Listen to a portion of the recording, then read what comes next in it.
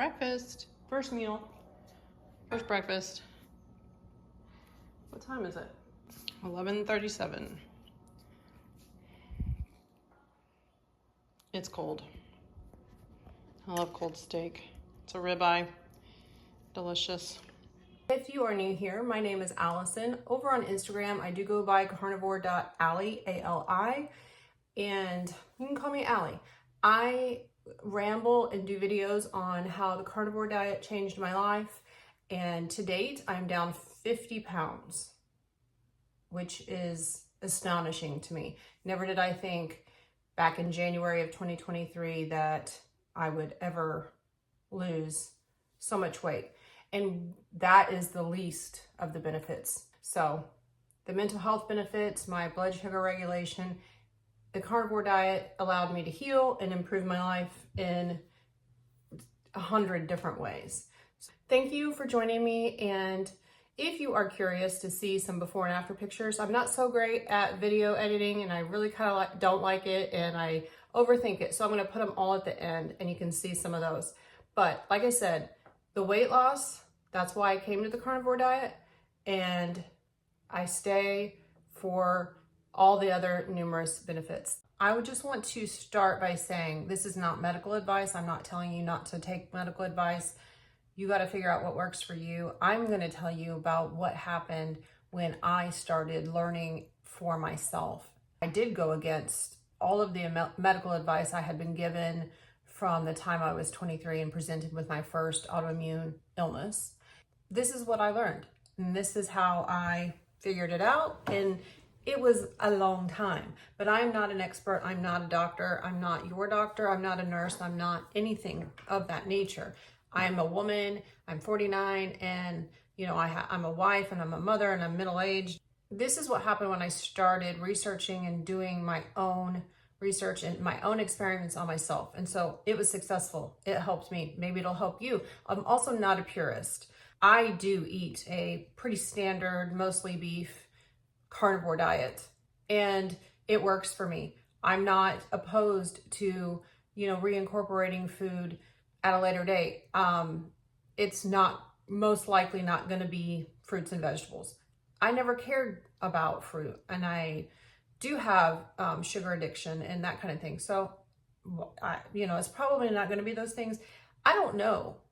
I don't want to say never. I don't tell myself I'll never have this or that again, because that's like something in my brain, my lizard brain's like, oh, yes, you will. Yes, you will, And look at that. That's team meat. Lizard brain made me think of Kelly Hogan. And this is my story and my experience of how I figured out what works for me, because what was causing my problems. And, I thought it was just that I had gotten overweight, but it was everything. My metabolism was shot. It was just in the tank. As is 93% of Americans now have some type of metabolic dysfunction.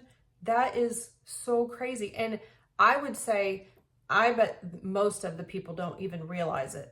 No one told me that I was pre-diabetic in 2019 when I was having uveitis, which can be specifically linked to diabetes. I was pre-diabetic, and I was working closely with a couple of specialists. They did the lab work and they didn't say anything. I don't think that you need to do what I do. I think this would be common sense and go without saying, but I want it to be clear. What I do may not work for you. What I do doesn't work for my husband. Here are some things that I tried and that worked for me. So many foods are demonized. Whole foods are demonized. And then we are inundated with this pervasive message of, moderation. You deserve a treat, deserve it, treat yourself. Sure, you can have that in moderation. Look, I can't drink alcohol in moderation. I'm not good at it. I can't eat sugar in moderation. Not today. Not today, Satan. I can't do that today.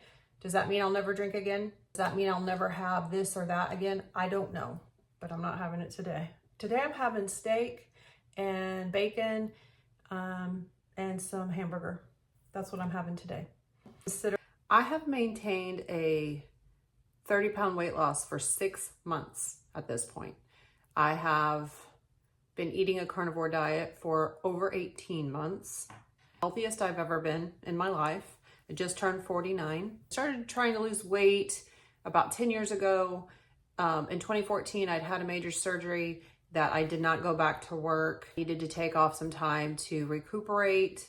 Well, I found myself in a situation that I just had not anticipated. This was not part of the plan. This was not part of my life plan, or, staying at home and having these medical issues, these health issues. And I started to gain a lot of weight, and that is because it was a lot of things. Coping mechanism, which was food. I was around food all the time, all day, every day, especially if you're addicted to food or use food to cope with your feelings. And I think a lot of people do that. So I started to gain a considerable amount of weight. I wasn't as active. I didn't have a job that I was going to all the time, being a stay-at-home parent with young kids. My kids were going to school. And so then I had all this time, and I had no structure, no routine. I was in my late 30s. My hormones were imbalanced. My blood sugar was dysregulated. It manifested in a lot of different ways, brain fog, fatigue, inflammation, very puffy, a lot of rapid weight gain, depressed, anxious. I have tried lots of different diets, all of them actually in calorie restriction, eating less and moving more. And for me, that never worked because I was hungry. I remember being in my 20s and my early 20s and suffering considerably with like IBS symptoms, bathroom issues, like a lot for years, never knowing what caused it or why. It was a combination of things, and I wasn't eating a great, I wasn't eating a great diet. I was eating a lot of junk, a lot of fast food, and dieting, and just wasn't nourishing myself. And I had poor lifestyle habits, burning the candle at both ends. And then when it counted and I really needed to get my health under control because, I was in my late 30s, I'd gained a significant amount of weight, and I gained it really pretty quickly because my lifestyle had changed once again. I wasn't going to work anymore. I was staying at home. I'd had considerable health issues, surgery, and depressed. I wanted to be invisible. I didn't want people to, notice me or pay attention. I just thought I was middle-aged and this is what happens. And, there was nothing I could do about it. I'd see the doctor, a few times a year. I'd already done a couple of things trying to lose weight, which was calories in, calories out restriction. I was eating maybe 1,300 calories a day, mostly vegetables and carbs. It was pretty high carb, low fat. Also pretty strenuous intermediate cardio and lifting. It was a program I had a little bit of success in. It was called 80-Day Obsession. And so you get containers that are color coded, and it's portion control. What I remember is I ended up losing 10 to 12 pounds. I certainly had an end date involved, and it was, drinking a supplement, a shake, protein shake, and it was timed nutrition. There was a lot of calculations, and you gotta eat these many things and eat this type of food at this time of the day, and then do your workout. And it was hard. It was difficult. That I lost 10 to 12 pounds, but here's what I remember: ravenously hungry the entire time. I did it for 3 months. I was just ravenous all the time. And the suggestion is that you need to add a container of food, greens. So I was bloated all the time and gassy, hungry, because I was eating a lot of broccoli, a lot of kale, and a lot of cauliflower, and a lot of lean chicken breasts, and a couple of eggs. And I would eat a little bit of fruit, and like I said, the supplemental shake. But I was hungry a lot, and I was exercising more than I ever had. My word, I was hungry, and that was very unsustainable for me. I've never done anything prior to the carnivore diet where I wasn't hungry all the time.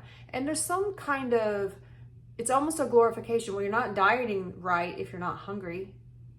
And it does not have to be that way. I would wake up in the middle of the night with the pain, with hunger pains.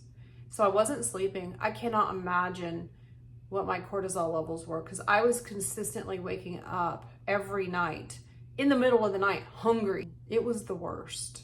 Immediately after it was over, went back to my old ways. It's not sustainable for me. And when I started the carnivore diet, it was January of 2023. I was significantly overweight again. I knew I had to get my health under control, because I knew by that time I was 47, and it's like, oh my gosh, you know, this is serious. You know, it hit me differently after my dad had a heart attack. Oh, we gotta go on a diet. It was actually really close to Mediterranean, and it was a lot of seeds and like all kinds of seeds, things I had never even considered to be food. And I ate something and I had a reaction where I was like, oh, I need to detox. So that's how I found the carnivore diet in the middle of January of 2023. And I always considered, you know, the first 3 months, the first 90 days, I definitely considered the carnivore diet a diet.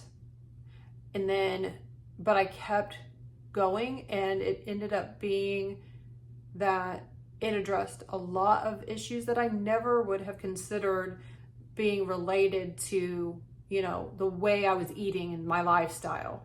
But it immediately, my inflammation started to go away, and I lived with inflammation for 20 years. And so I didn't know that, it just didn't dawn on me that that could help.